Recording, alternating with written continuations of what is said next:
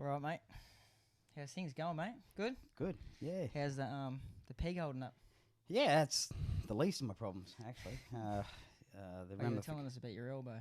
Yeah, the ramifications of being, on crutches for so long. It just ended up, I can't sit still at the best of times. And, telling me I've got to sit around for 6 weeks was near impossible. So obviously I was on crutches and ended up busting a bursa in my elbow, and it got a staph infection. So now you got to get that operated on. yeah.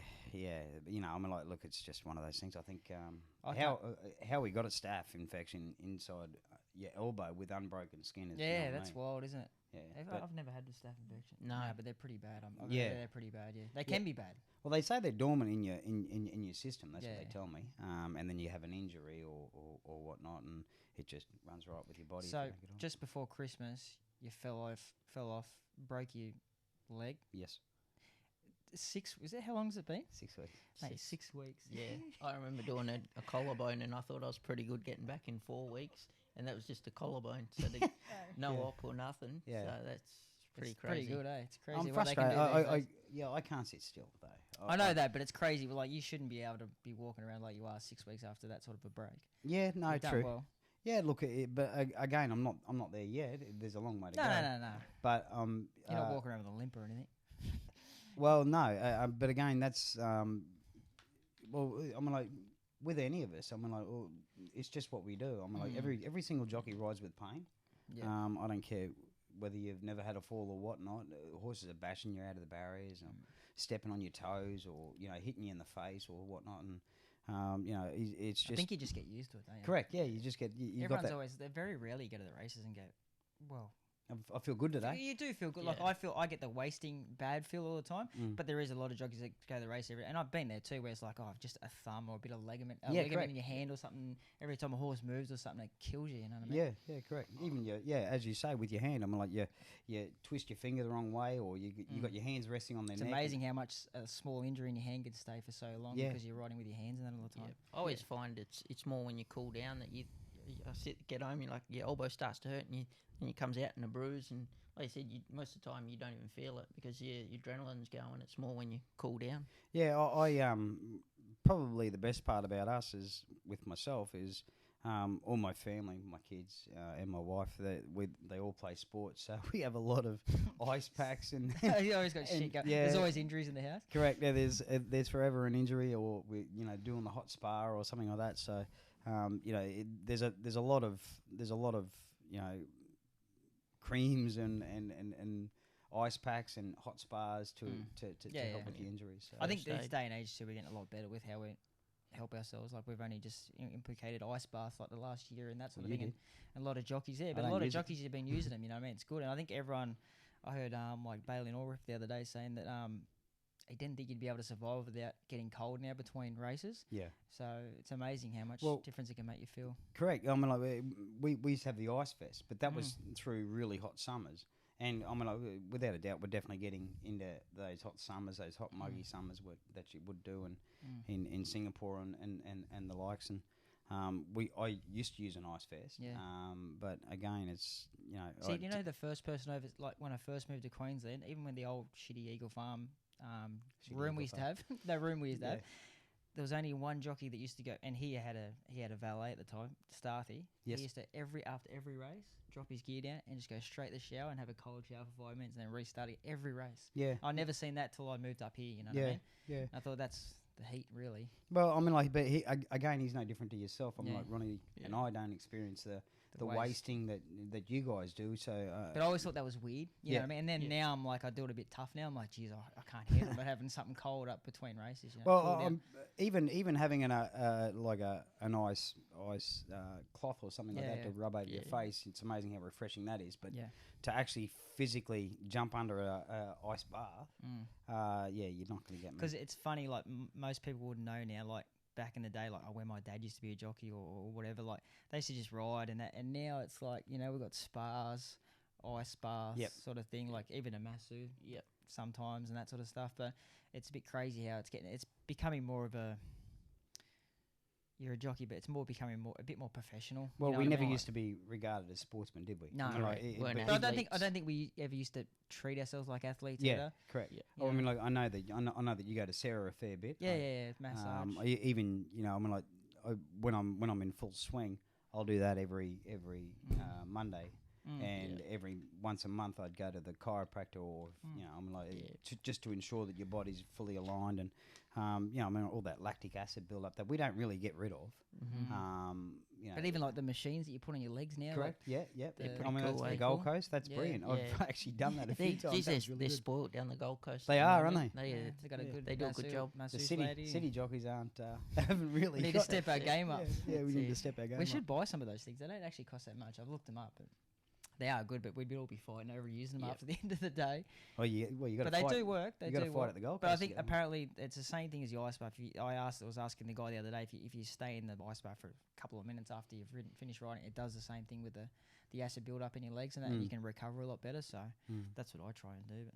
But I'd love to get in the ice bath, but I'm the type never of even person seen that you in gets set. No, I've never been there. Ah. I get set and I don't like to change. It's like even I'm one of them jockeys that rarely I'll take my feet out the irons. Here and there I will when there's plenty of time, but I just like to be set, and I don't know. It's just a mental thing.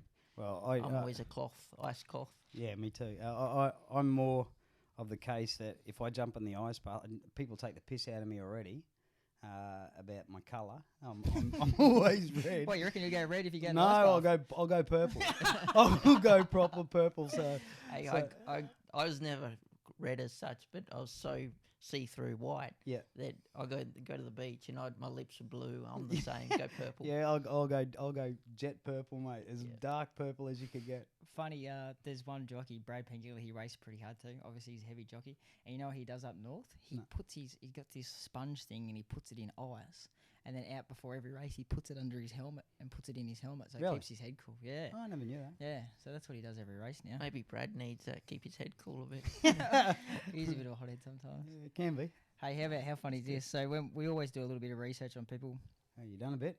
Well, I know you a little bit. We both know you a bit, but it's just funny because you just Google people and some of the stuff that gets written in Wikipedia these days, I just laugh. I read it and go, how funny is that?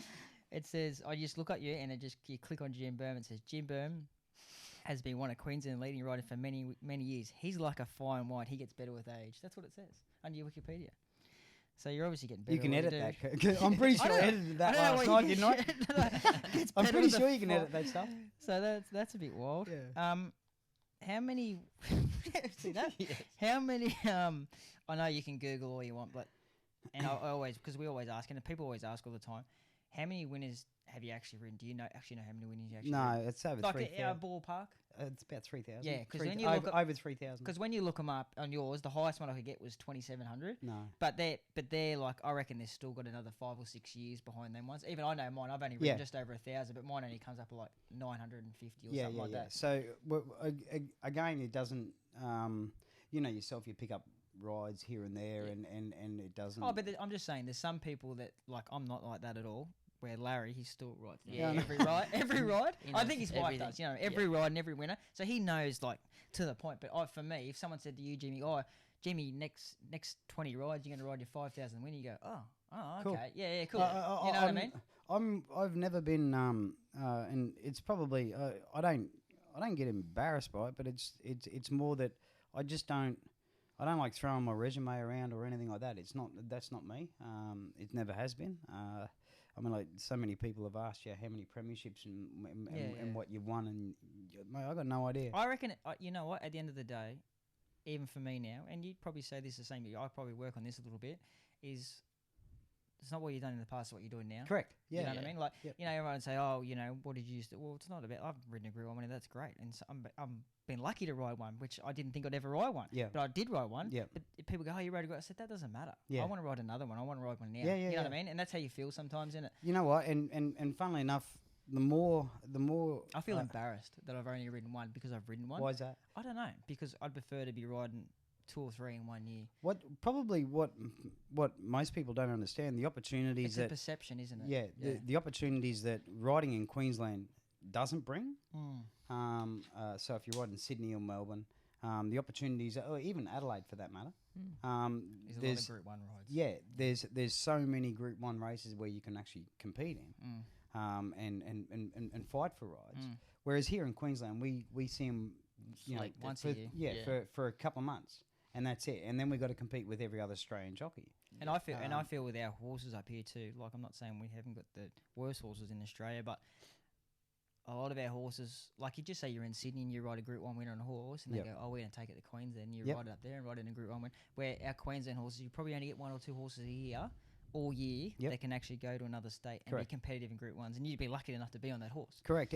Gold Edition's a perfect example of that. It's like saying, how many have you ridden the Melbourne Cup? I don't even know this. 2. So Twice. 2.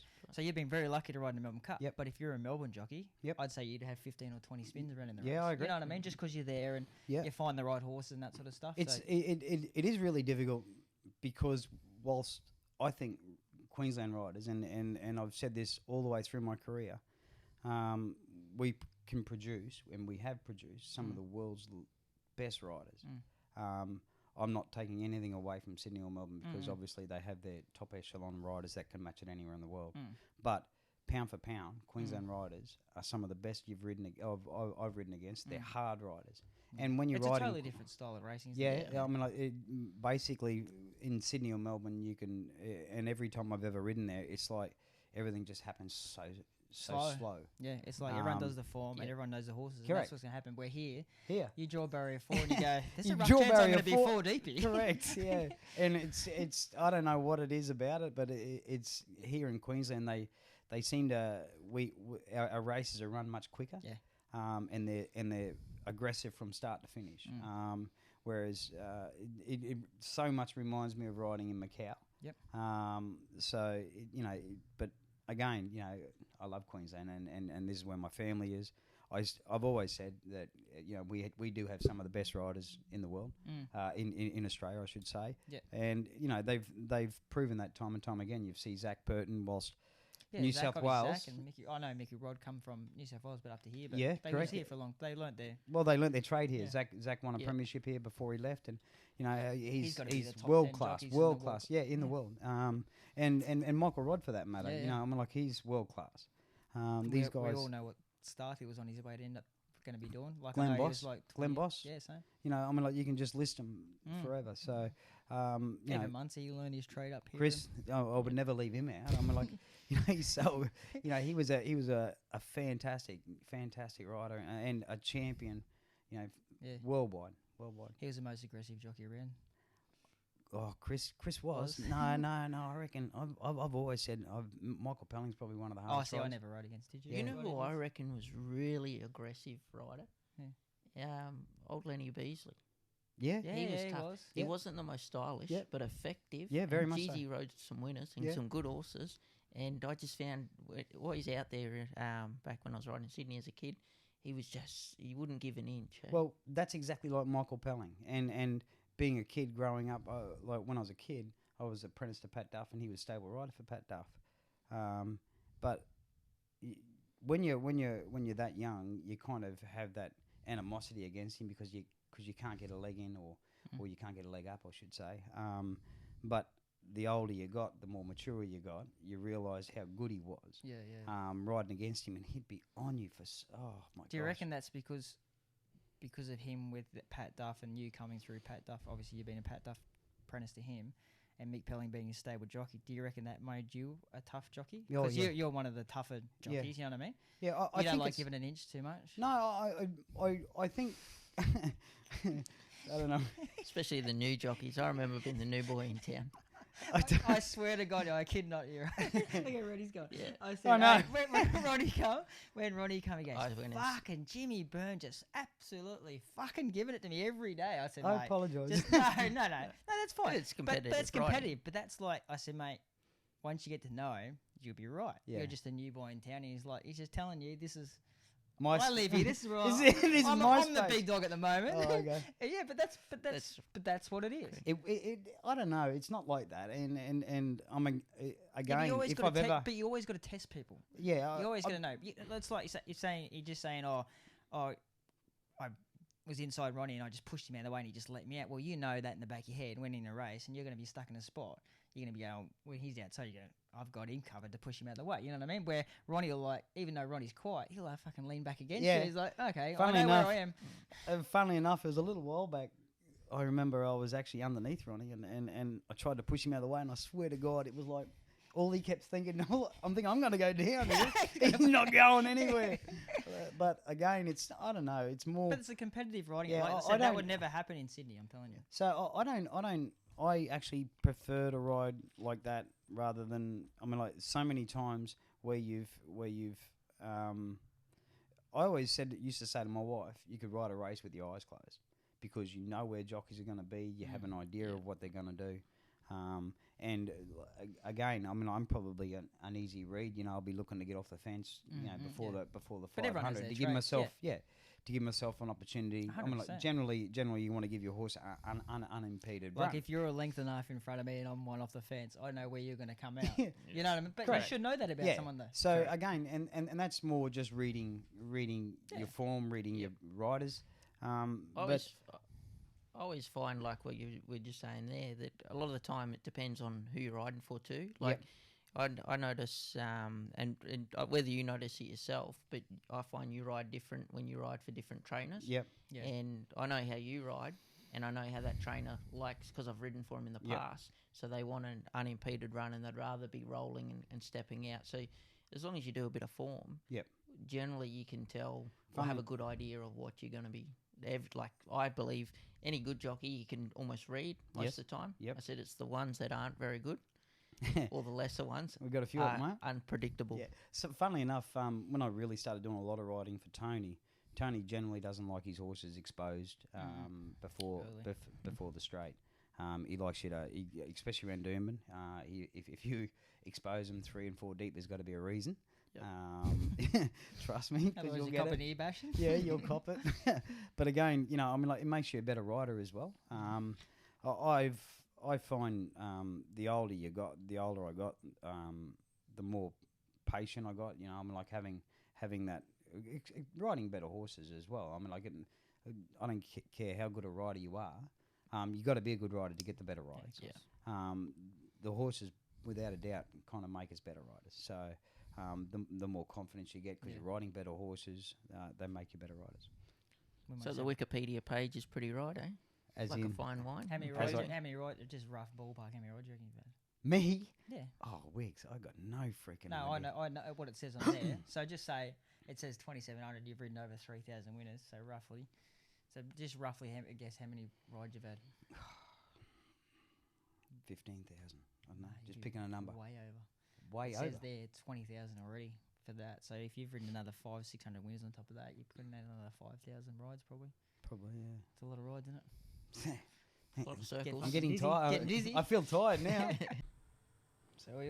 So when I just quickly did yesterday, just put on Twitter like we're having Jimmy Byrne on. Mm-hmm. So then people can they always send you DMs, funny things, and Got it. asking Jimmy shit. Yeah, I got a couple. Yeah, I didn't. Yeah. Anyway, I don't know if Ronnie knows this story, but the guy goes, ask him, Michael Vickers, ask him, has he been mistaken for a sunglass thief again? Yeah, no. Yes. Did you hear the story? Yeah. Yes. They tell people the story about the sunglass. So like, it was in the paper though, wasn't it? Yeah, it was. But anyone who doesn't know it, this will be the sunglass story. So tell the story.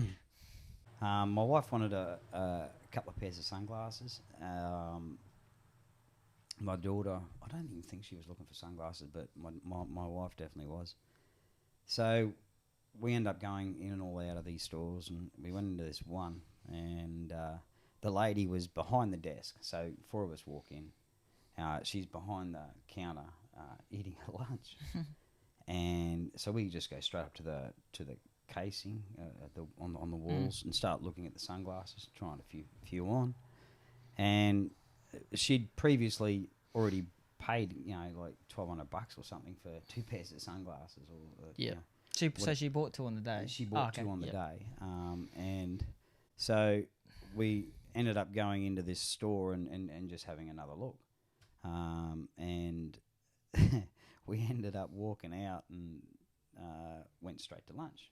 We bought ordered our lunch and sat down and having a chat, and we noticed these 2 police officers, and they were kind of just casing the joint in the eatery upstairs, the new eatery upstairs. There. Yep.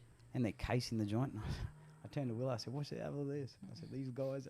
You think they're going to attack someone? I turned get around and I someone. literally said to Willow, I said, "Have a look at this. These coppers are about to go Arrest someone." grab a couple of blokes." And all of a sudden, kind of just watching out the corner of your eye, and they start walking towards us, and I'm thinking, "Oh, it's going to be close to us.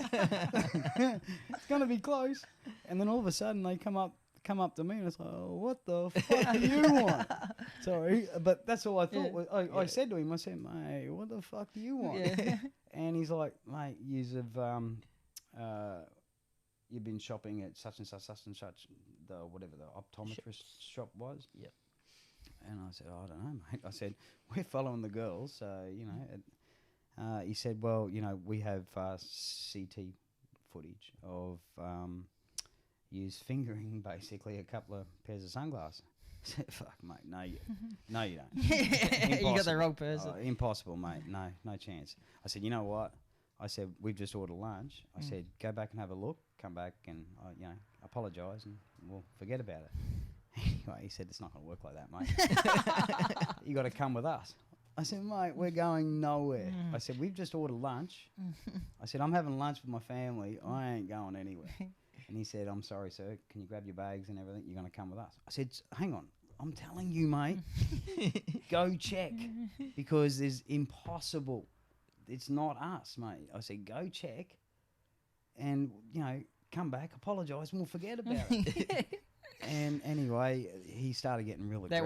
That wouldn't have went down real well. No. Yeah, he's getting aggressive, and obviously because I'm thinking of the embarrassment first off, not being in that not for group me, not well. I mean, like, yes, for me Yeah. as well, but You're in again, a crowded area. yeah, and like, let's just say there's 100 people.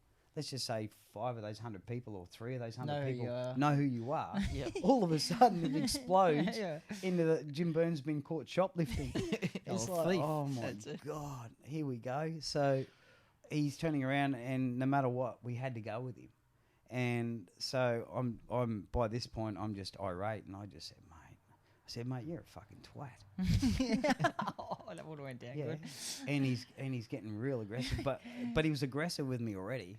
And I just said, "Mate, you're a fucking twat, mate." At the end of the day, and I apologise about the swearing, but I was pretty angry.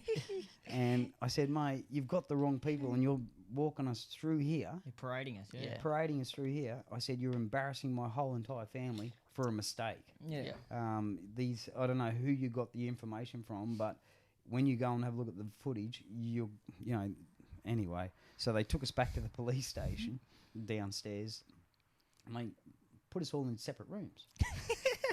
I swear to God. And I've got these aviators Ray-Bans on, and they confiscated it. What are you doing, mate? Yeah. What are you doing? And he's turning around. And in the end, they asked me my name, and I said, "Mate." So it wouldn't take 5 minutes, 10 minutes, and they got my wife, and fortunately, my wife. The sunglasses she bought, you know how they text through the receipt? The receipt. Oh, so Yeah. instead of having so she had the Yep. receipt on it. Yeah, instead of having the paper normal one. Paper, yeah. paper Yep. receipt, The one that you throw in the bin. correct. Yeah. Yeah, luckily.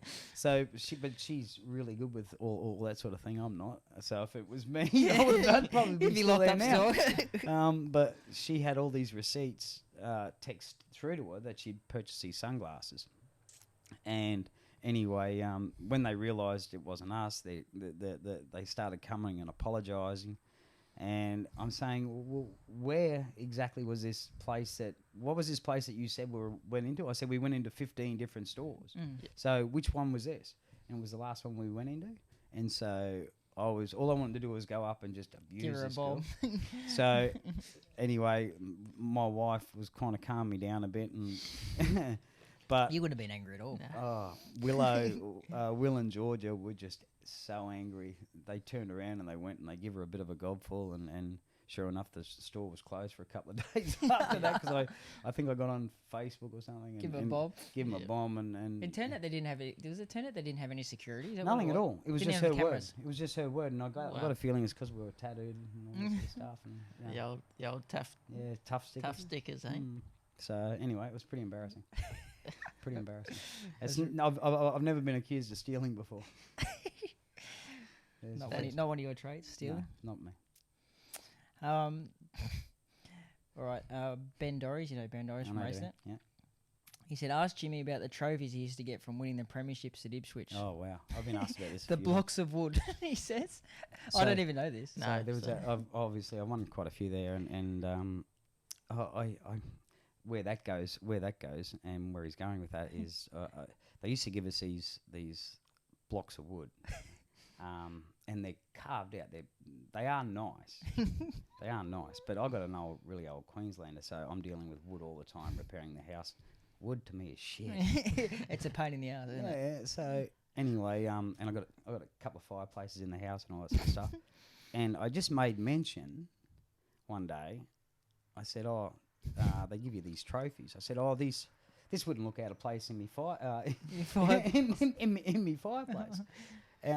It was just a passing comment. It wasn't derogatory against it or anything like that. Nothing bad. But did he write about it? Yeah. Oh, so I can't even remember the guy's name at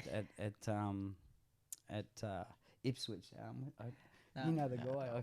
I kept saying he don't like me, that guy. So is this where it all started? He had a go at me one day, and so he turned around and it was supposed to be a joking comment. Yeah.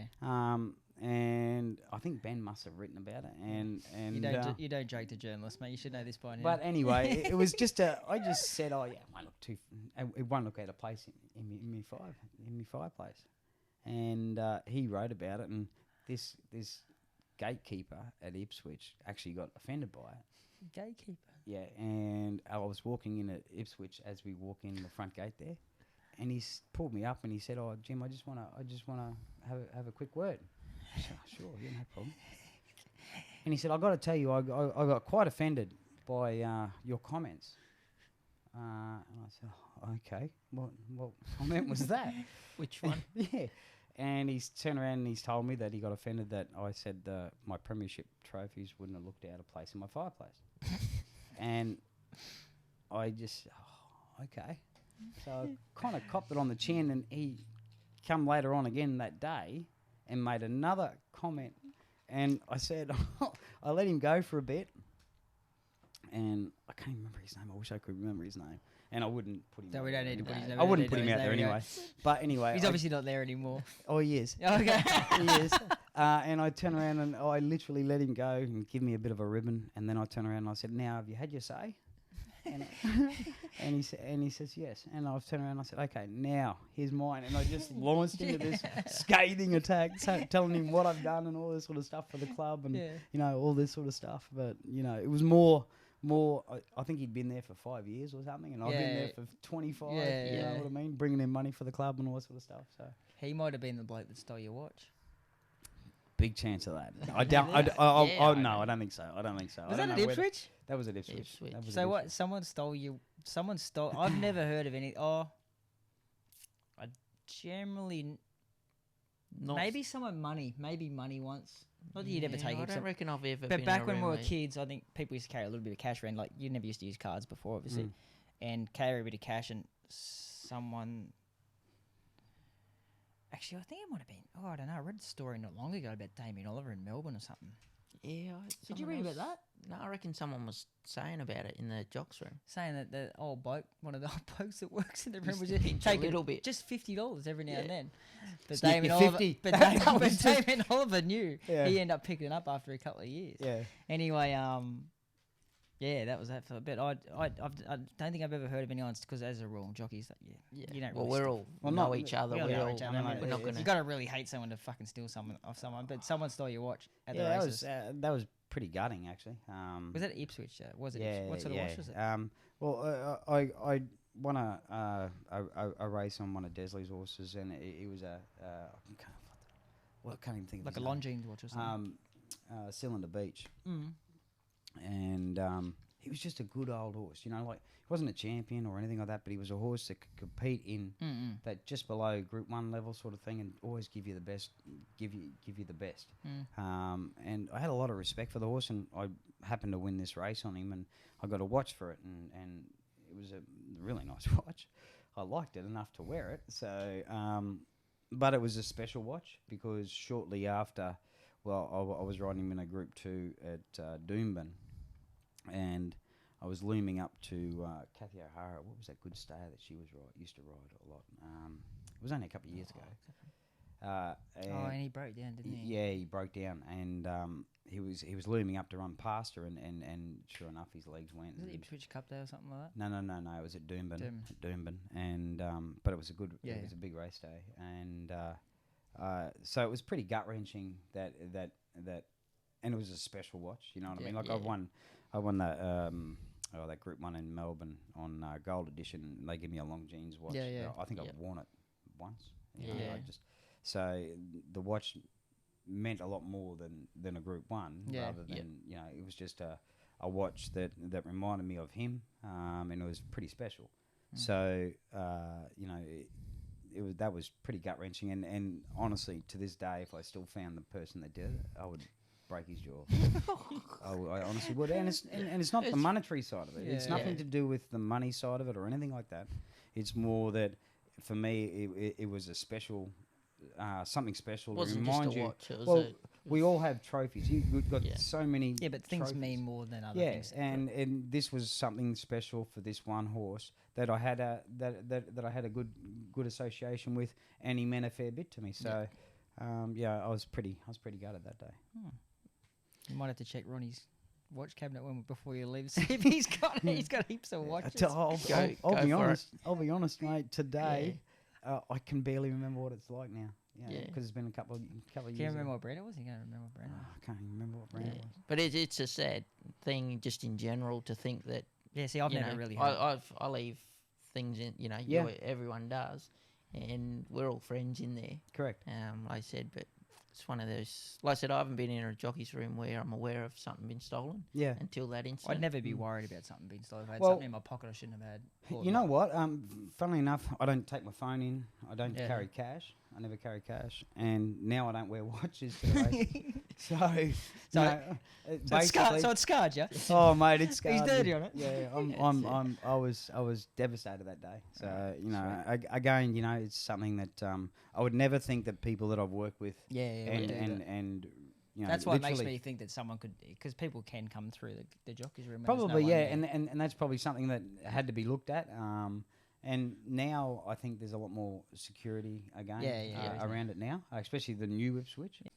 Right, so I know you've been injured, but there is more to the Sunshine Coast. So we've obviously, people don't know this, but you heard about it. We don't smoke, me and Ronnie, but apparently someone's been, someone's been getting in there and stealing everyone's cigarettes. And Luke Current complained to me the other day. He said it was a full packet. Yes. I said, bullshit. And he goes, no, I swear to God, mate. He goes, and then I think it was Robbie Frad said someone stole his lighter. I'm like, what's going on here?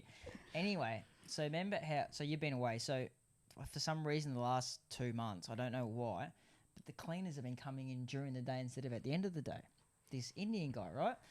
So I'm saying to Luke, just put your smokes up there, or no, he put his cigarettes up there, and I said, and then when I was sitting in the room, I was in the one that went out in the race. They all went out, and there was me and I think it was Jimmy Orman or someone, and we sat there, and then the bloke come in between races. I said, "Oh, there he is. There's that bloke there. He might be stealing the smokes." Anyway, I just said that to Jimmy just as a laugh, you know. Anyway, Luke comes out for has the race, and then goes back into the room, and then comes back in fucking throwing his. Someone's knocked me cigarettes off. Someone. I said, "Mate, I'm telling you."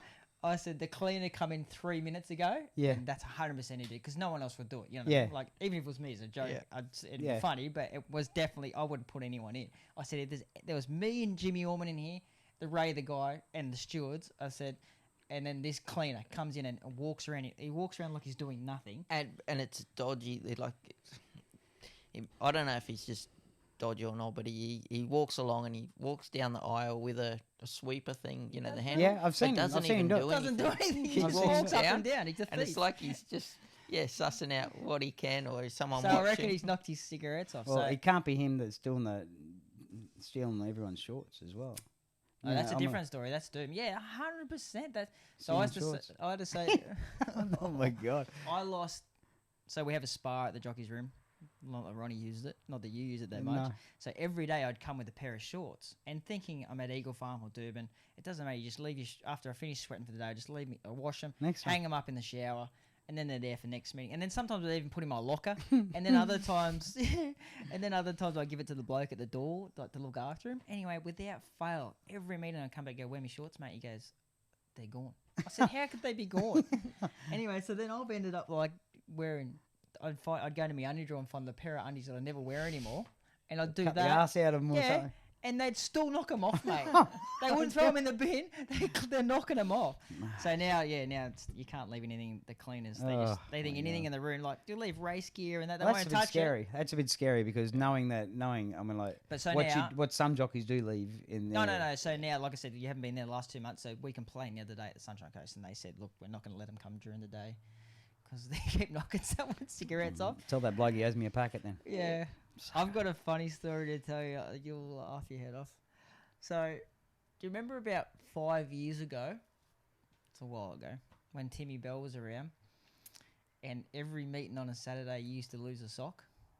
Did you remember this? I actually thought that was Kelvin Morton, to be honest. So every meeting, right? Every Saturday meeting, Jimmy go to put. I don't know if you were here. No, I wasn't here then. Jimmy go to put his shoes on. Next minute, I'd be around the corner. Next minute, here, fucking hell! Oh yeah, Fucking actually. stealing me sock. They'd only steal one. Yes, I know. But they'd either put it in. Yeah, I thought that was actually Kelvin Morton. He'd put it either in his Jacket, bag or yeah, his yeah, jacket or his yeah. pocket or put in his back pocket Yep. or the first couple I think they just talk, you know what I Yeah. mean? And he'd walk out. I said, "Where's your socks?" I only had one, so I just don't wear any. Yeah. It was me and Timmy Bell. Oh my The god. whole time. Oh my god. And I actually you know who used to Kelvin, I gotta laugh say. about Glenn Collis. Glenn Collis goes, "Mate, I've never laughed so much on this guy." He said he just gets so angry and he gets so frustrated all day, and then it's like at the end of the day, and he's like, "Who the fuck keeps taking my socks?" It was pissing me off, mate. I'm I like, you know swear how to many God, you Ronnie. pairs of socks that I got through. I swear to God, like you were even said to me one day, "It's fucking you, isn't it?" I'm like, "It's not me, bro." And then one day I was like, "I'm suspended," and I say to Timmy Bell, "Hey, I'm suspended. You know, I've been taking one of Jimmy's. Like, yeah, can you just do it for me this week? Because then he'll think it's That's so." so So he did it to me. That's so as well. funny. That's So okay. We got you a treat. That's a chalker. Yeah, that's good. That's good. I wasn't gonna. I don't think I'd ever would have told you unless we were doing this. Oh, well, I there was you like, I'll go. let that one go to the Now, keeper. now, Now I'm I asking know. for ramifications, Yeah, but no, yeah, that's what it was all me good. and Timmy Bell. That's all right. That's all right. Yeah, It was good. funny at the time. Bit of a laugh. Well, it wasn't at the time, but it's Yeah. funny now. It's But funny Glenn now. Collis used to get the best kick out of it ever. Yeah, I got. 'Cause we'd all sit there and wait till you get You changed. actually having to drink this water, knowing what's Oh, coming here ahead we for you go. today. So that to me is the biggest laugh. That's You're not it. going to tell. Have So you everyone- told everyone? No. So everyone, as you know, I've been getting kidney stones. It's not good. I don't know why. I'm like 37 years old, and all of a sudden I can get kidney stones all of a sudden. I don't drink a lot of water, which I probably should drink more because I waste a fair bit. But I've been getting kidney stones anyway. I've been getting them, and then the other. So I've passed them it's a bit like a before. sauna I've in been you. in hospital. I've been. He's fucking sweating. Yeah. I bet- LG aircon, I highly recommend it. I do not use alcohol. Yeah. So then I've been passing my kidney stones, and then last 2 weeks ago I had like a same thing, and I'm like, oh, mate, it's still. Well, I don't know if you had them. Okay, so I had it over in Macau. Oh, you had 'em. But I passed it pretty easily. I'm like, I just felt after a really hard sweat because I was riding 114 over there. Which after is like a real 52. oh, No, 51 no, and a half. 51, I think. Yeah, Yeah, it's 51 51 and a half. And I had a pretty heavy sweat, and I hopped in a hot bath straight after it, and I thought, oh, I'm going to piss myself. So I quickly jumped out That's of the how bath. you feel and- like you're gonna do all the time. I jumped out of the bath and went straight to the toilet and just pissed blood.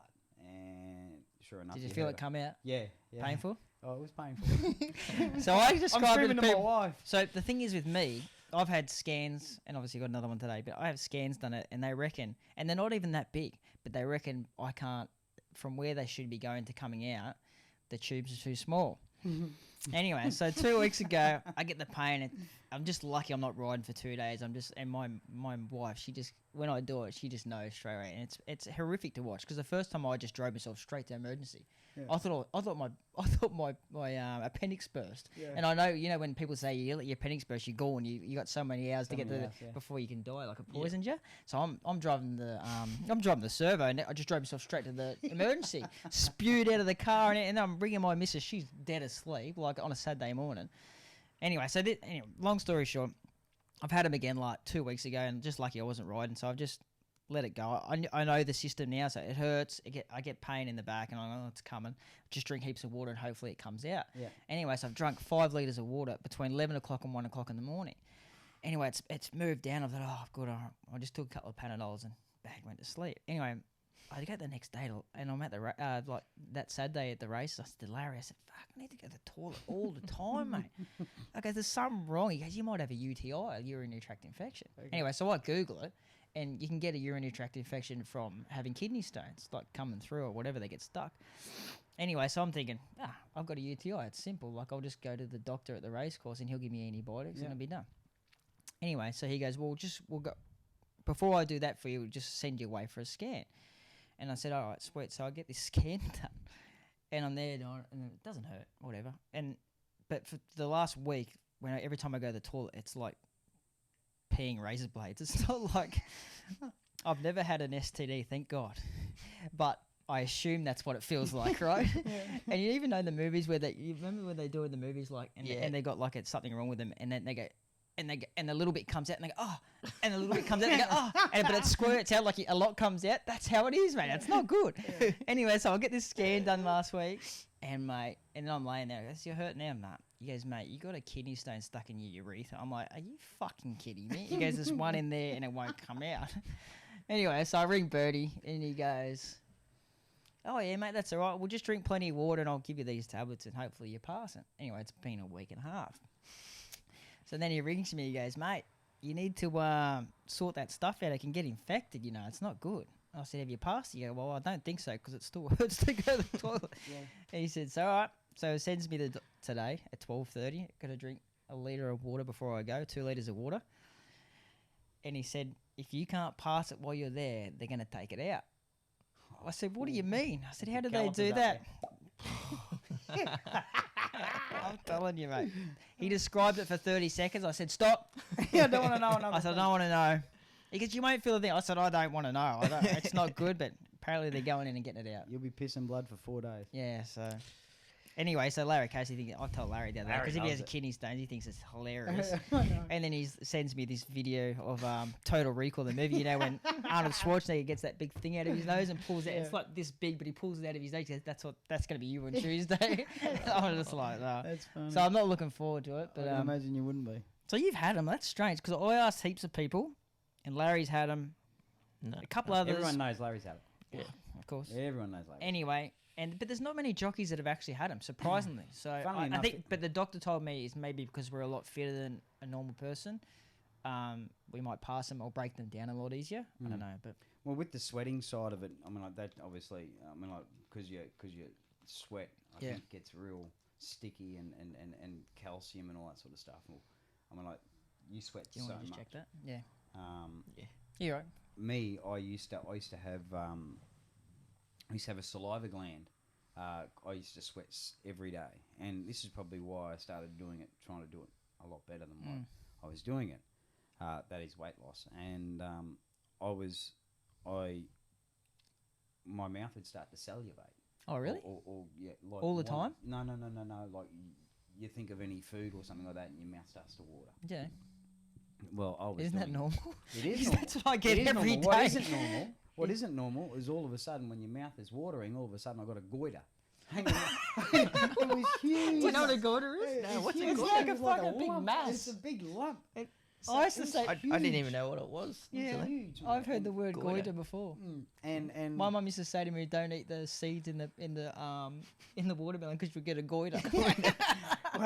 Well, I was water skiing and I just took a heavy spill and I'm walking out of the water and I'm walking up and my side of my neck was massive. My wife, what, straight away? Straight away. It was, and obviously the water was, I don't know, I just got real thirsty or something like that. I mean, mouth watering. Yeah. And it was just massive. It was as big as your fist on the side of my neck. Wow.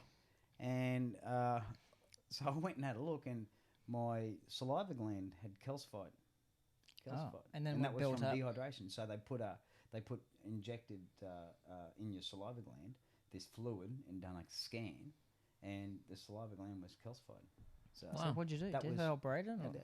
they Cut cut out? my neck.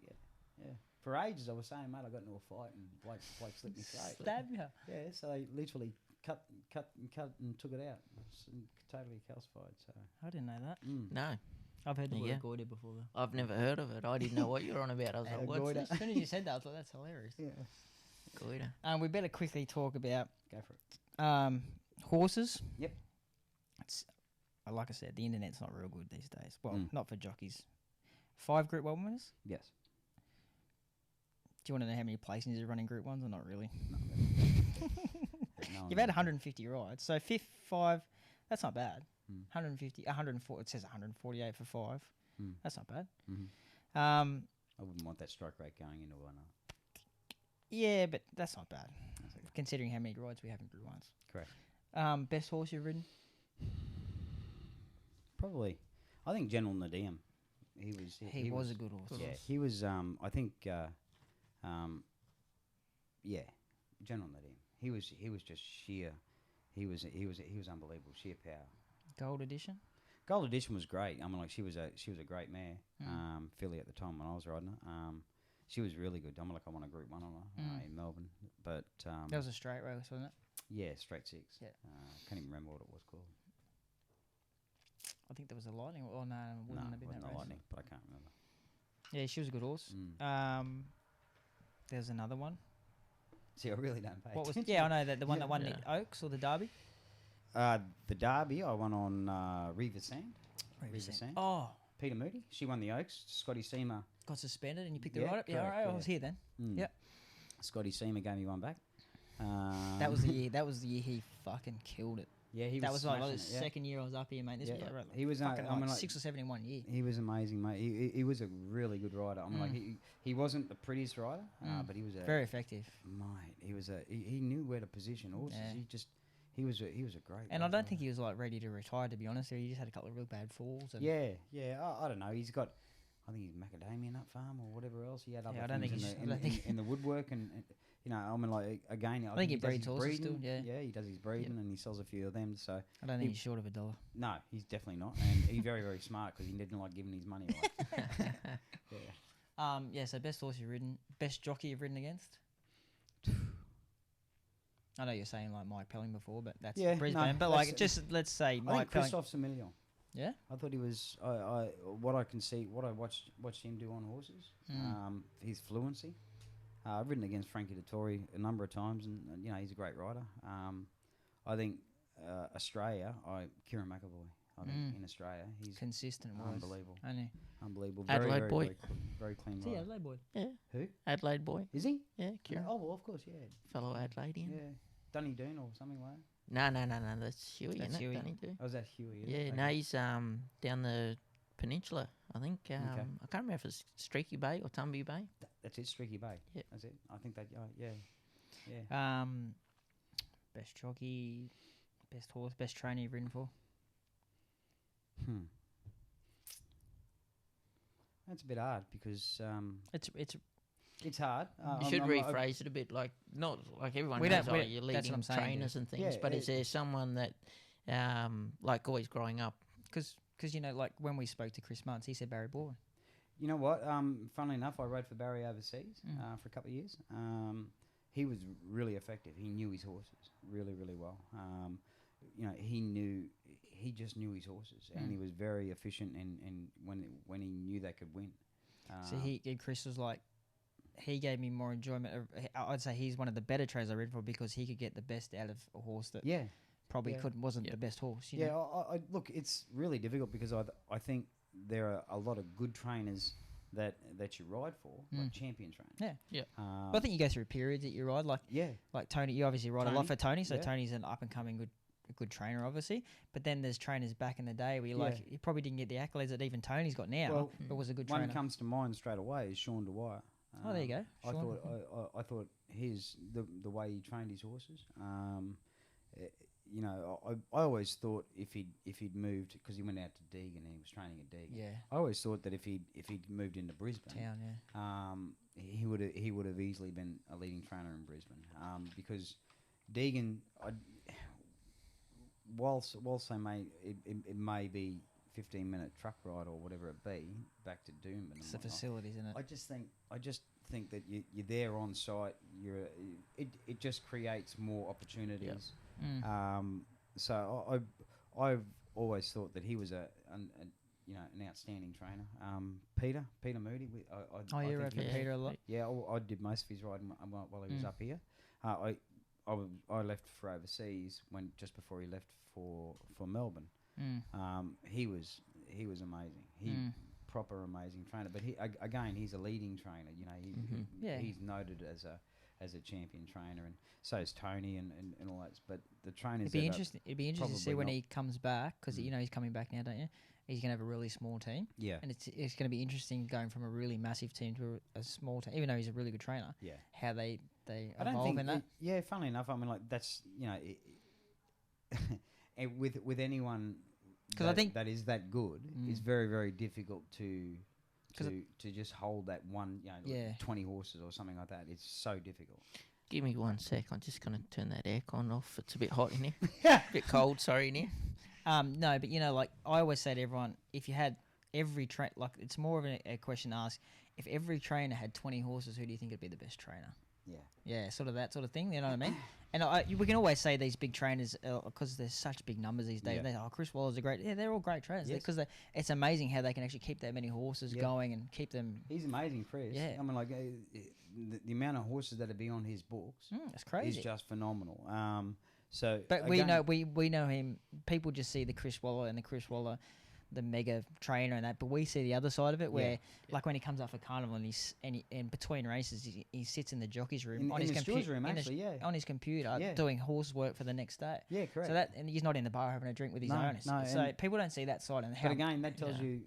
I mean, like that sort of drive. dedication breeds that success, and it's so easy to see that now. Yeah, because but from the outside looking in, he looks like he's just been painted with a gold brush, but that's not the fact. No, you work hard to get there, and not only he's worked hard to get there, he's maintained it, which is very hard. But with any of those trainers, I mean, like you mentioned Tony Gollan before, I mean, like he works so hard behind the scenes as well. I mean, like he's there every day, and those sort of guys, when they have that sort of work ethic and.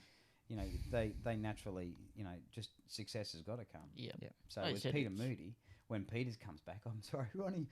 All good. You try to. It's all right. Ronnie never talks. It's all right. It's good. It's all right. Well, I was just trying. I shouldn't have butted in. No, it was good. With Peter, I'd be so surprised. I mean, like just knowing how he works and how he operates. If 20 is going to be enough. I just don't. I don't see it. I see him getting. Don't reckon as he's big got as, it in him. Yeah. No, I see him getting bigger than what he wants it to. Again, he left horses getting thrown at him left, right, and centre. Got it in him. Everyone, you're getting horses thrown at him left, right, and centre. But there's some trainers that just suit the big style, and some that don't. Like people underestimate how good a trainer. No, they don't underestimate. Dave Van Dyke is a freak. Oh, without a doubt. Okay. Yeah. But he's got maybe 30 horses in. I don't even know. Maybe 20 to 30 horses. If you gave him 60, I don't think he could do the same job because he's so particular about things he does. Very hands-on. So he can't. He knows that he needs a small, good team rather than a big, going-on team. You know what I mean? Because I just reckon he just struggle and. Probably the thing that's really hard with trainers is culling those ones that aren't gonna and trying to keep those connections, because obviously you can't. There's certain horses that. Aren't going to be city class horses. Yep. There's certain horses. I just haven't seen him have a horse that was slow. Bad, or slow. I just don't know. Yeah. I don't know whether he doesn't race them or I don't know. Maybe he gets rid of them. Again, looking at it, the side of a trainer, how difficult would it be to explain to your owners that this horse isn't probably the right fit for my stable? Move him on. Move him on. So that for me. Uh, I've always found that difficult. I think that also as well is they trust in their own ability. Like I know there's a lot of trainers out there that are too scared to pass a horse on just in case it does improve it Yeah. or something. Oh yeah, 100%. They're always worried that someone's going to win a race with them. And I think that shows as well they got the trust in their own ability and Well, just like It us.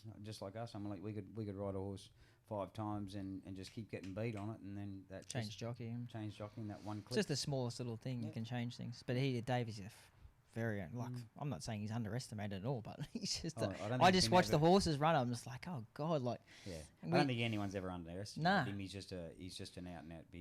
But he's a found great he's trainer. found what he's done. He's working now, and working, whatever he's yeah. doing at the moment, it's working, Yeah, and it's. I didn't even know how good this horse could be. This alligator blood, like it's.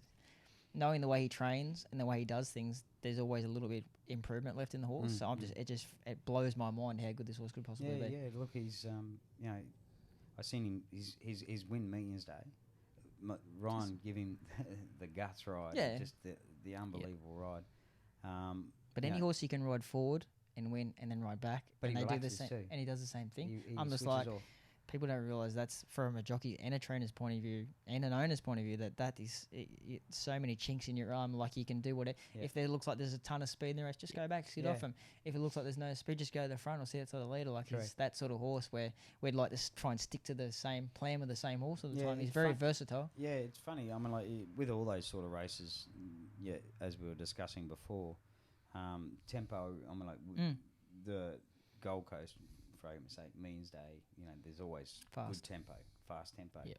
So it's the moment you start to go down to the Guineas and all these other races, It'll change up. everything changes up. And this horse, whilst we've seen him on speed or just in behind the tempo, you're probably going to see him a couple of pairs back further, or I should say closer. Closer. I should say closer. Yep. I should Down say. there because of the Yeah. speed. Yeah. Mm. All right, we need to wrap this up. It's hot in here. Sweating Nah, bullets. just had to turn the I'll be aircon right to down. ride Man. tomorrow. It's freezing. I don't know if it's just me sweating on me having to go to this doctor's appointment. It's not good. Ronnie's got some questions. Go for it. Would you want to know when you're going to die or how you're going to die?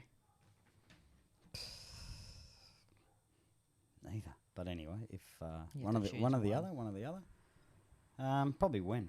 When? Yeah, probably when. Nice and simple. Yeah, I think everyone sort of comes up with that answer. Yeah. because then you just live every day. Yeah. Just you never dwell on things.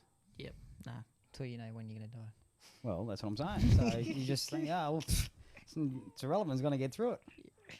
If you could have dinner with one person, dead or alive, Mm-hmm. who would it be? Oh shit. Okay. Sorry, it's going to have to be 2. Yeah, that's fine. Yeah. Yeah. I think We'll allow someone that said this 3 time. before the other day, didn't Yeah. they? Yeah. No, there's only Who was that? Chris said 3. Yeah. He's greedy. No, I'd probably 2. My father-in-law and my father. I'd like to, because they're both gone. Yeah, I love that. Jesus Christ. Yeah, we weren't going down that angle, but Jesus. that's we Well, I understand don't that. really. I mean, like, I don't know. It's my And father-in-law you only lost your father recently. this year. Yeah, Yeah. okay. Mainly because you don't get to say the things you need to say. So Yeah, I never looked with at it my like that. with my father-in-law, he died in a car accident. Oh, did he really? Yeah, Yeah, okay. and shortly after that, I had that really bad spill. So it kind of took the edge off it. I was in pain. Everyone was in pain, and then all of a sudden they had to kind of rally around me. So Yeah. probably the family didn't get to say what they wanted to say, and with my father, again, you don't really. I mean, like you And try but- to. But you got to spend a bit of time with you. Like, obviously, With you my knew he was dad, sick. Yeah. Yeah. 'Cause I Yeah, he remember was you sick for a talking long about that. time. Yeah, he was sick for a long time. So, but again, you're not going there.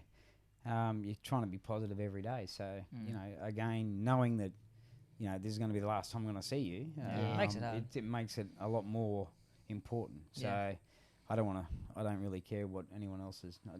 Again, with how famous they are or anything like that, that's not important Yeah, to it's me. It's a good answer then. It is Yeah, because different. no one else has said that. So Correct. In all fairness, when you first said it, I went, oh, okay. But then the way it's explained, Yeah, it yeah. actually makes a lot of sense. Yeah.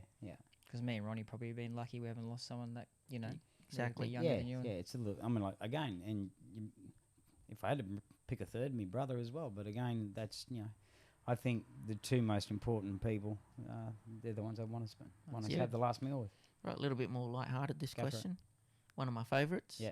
If you could fight one person to the death and swap lives with them, who would it be? So you got to be able to beat them, and then you can take their life. Well, you got to be able to take them down though. Yeah. That's tough. Because I want Floyd Mayweather's life. No way. It's impossible, mate. Same. I want his life too. I ain't beating him, mate. Yeah, No. Even Connor's. But again, mate, that's impossible. Impossible. Because I'm from a sports point of view, from being a sports person. Yeah. These guys are for us, and we all love. I love boxing. Like it's probably nearly better than racing up there for me. Yeah. And I'm like, watch these guys. These guys have got the life. Like, yeah. I mean, like we don't probably see. I mean, if you box a bit, you know the hard yards that they probably have to go through. But I don't know, Floyd Mayweather I'd love, but I mean, like maybe I'd have to hit him with a chair or a baseball bat before we start. A gun. Yeah, a gun. True. You got to think, well, what's a similar lifestyle to that, I suppose, where there is none. You can. I was actually watching a video on him the other day, and this guy's Which just one? traveling, Floyd Mayweather. Oh, yeah. Traveling the world, and it's like, He's mate, I mean, like that'd be great. He's definitely coming back this year and going to be fighting. I said to Jimmy Orman the other day, I said, mate, if he goes and fights again, we need to go to Vegas. 100%. I don't care if it's just for 2 days, mate. I don't care. It's just one of those things. It's a $20,000 turnaround. It doesn't matter. Yeah. We need to get there and watch it and see it because you'll never see anyone like that. Again, the hard days he would have had to put in to get to where he is, and now to enjoy his life. Now I don't know. the It'd be rewards. great. It'd be great for a couple of weeks or maybe a month, but I don't know if I could cope with it for that long because I get pretty irritated when people start to invade my privacy sort of thing. You wouldn't last 2 No, minutes. I know. I'm bad. All right, mate. Well, thanks for coming on for us. Pleasure. Obviously, hope you get better and obviously be back soon. You won't be. How far would you be off? At this point, I'm trying to make it by the end of February. So what's that? 3 months, 12 weeks. Was it 19th of December? I looked it up. So I fell on the 18th of December, and I got off the crutches last week, and so yeah. Just quickly tell the story about how you were given that day. I didn't ride that day. I was off. The day that you Larry fell off the race before. So that was funny because the race previous we were starting at the mile. Yes. And I just happened to be Larry turned and was trotting back, and I was trotting back with him. My horse started to canter, so I just let it canter as we do to the mile, and then Larry's horse just shit itself and just took off. And poor Larry, all you heard was Larry, and I kind of started laughing straight away. And then I kind of looked back, and here's Larry. He's like literally turtled up on top of the fence, and literally he was turtled on the fence, and then horse just went straight through the fence, didn't it? Yeah, tried to, but kind of Larry was left off on the left hand side, and he was turtled up on the fence. That's all. That was the last thing I seen, and I started laughing. And all I said to the boys behind the gates, "Oh, you better go get the ambulance to that bloke." And I'm wetting myself laughing, knowing that he didn't hurt himself. Yes. But thinking to myself how funny it looked. Yes. And sure enough, the very next race, that's when 3 of us fell, and Larry had just happened to be in it as well. Yep. And he's starting to kind of run over to you. He run over to me laughing and slapping me on the stomach. He's such a good guy. He really is. I mean, like, I didn't really get on well with him early on, but once you get to know him, he's all right. I play a fair bit of squash with him and all that sort of stuff now. He's a fair dinkum good guy. But he's come over to you and give you a slap on the back saying, and he's laughing now. And laugh. Yeah, that's exactly what he said. And I asked him, he goes, I'm slapping him back going, I sucked in, who fell off Yeah, now? that's correct. And he's going, hold my leg. He goes, my legs are broken. He goes, that looks fine to me. That's exactly right. Turned out he had a broken leg. Yeah, I'm saying, mate, I broke my leg. He said, really? I said, I'm telling you, it was broke. He felt so bad the next day at the race. No, it was, yeah. He goes, I felt so I bad. subsequently actually have spoken to him about it, but he's a good guy, mate. He's a proper good guy. Good. All right, mate. Cool. Thanks for that. My pleasure, boys. Thanks. Mate. Cheers, mate.